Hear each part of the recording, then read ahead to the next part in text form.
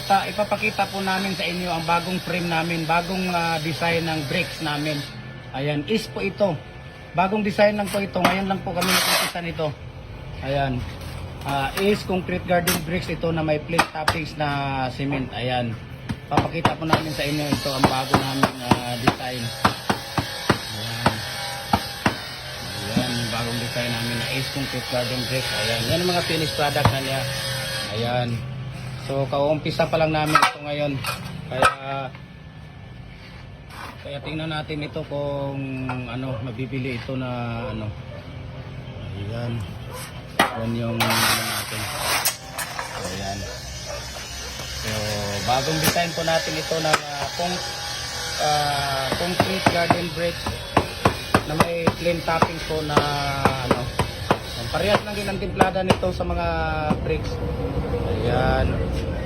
So, please, kung sino pang hindi nakapag-subscribe ng Facebook page natin, yung YouTube channel natin, subscribe na po kayo para updated kayo sa mga bagong video natin. Ayan.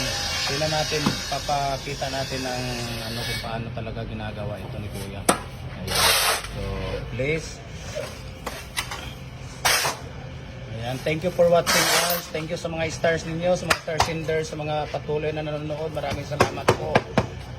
Maraming salamat. God bless us all sa inyong lahat po. Ayan. Bye-bye.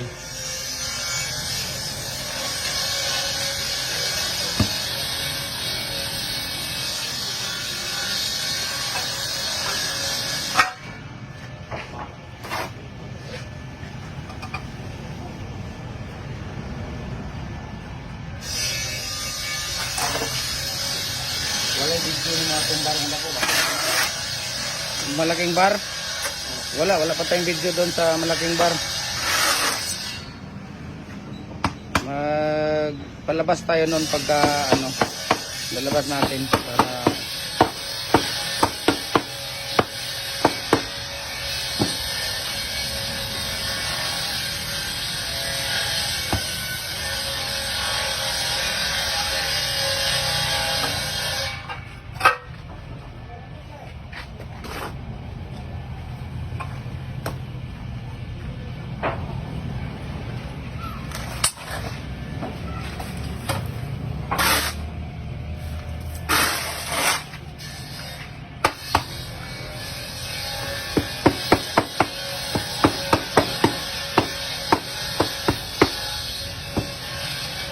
kailangan talaga ang technique din dito, no?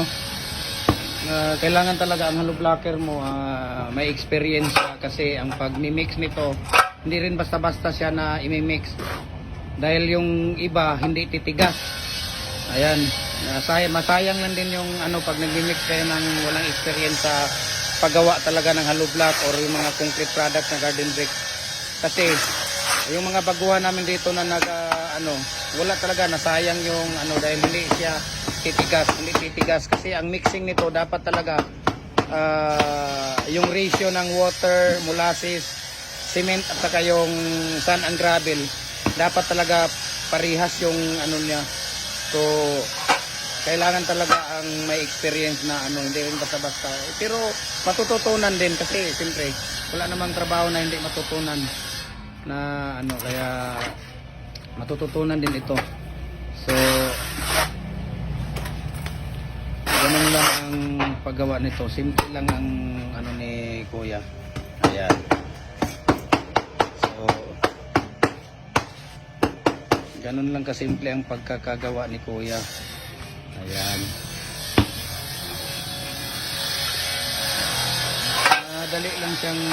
Madali siyang tingnan pero mahirap gawin.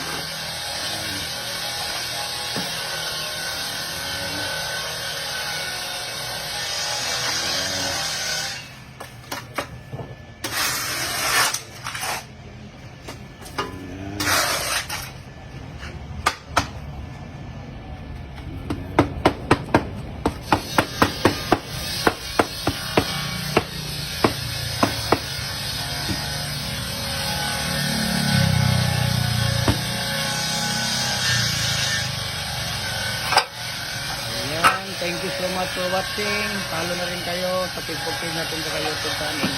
And maraming salamat po. God bless us all. Bye bye sa inyong lahat.